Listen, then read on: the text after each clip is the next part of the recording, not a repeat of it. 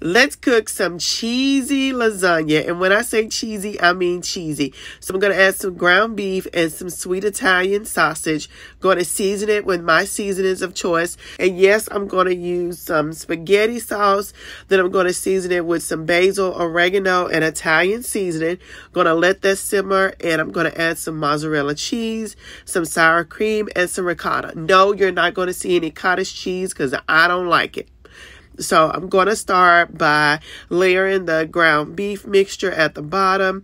I'm going to start with my lasagna noodles, and this pan is a little bit smaller than normal, so I just split that right in half.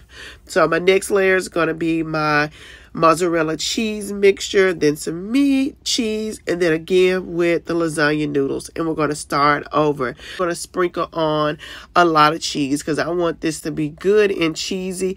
I'm going to top it with some dried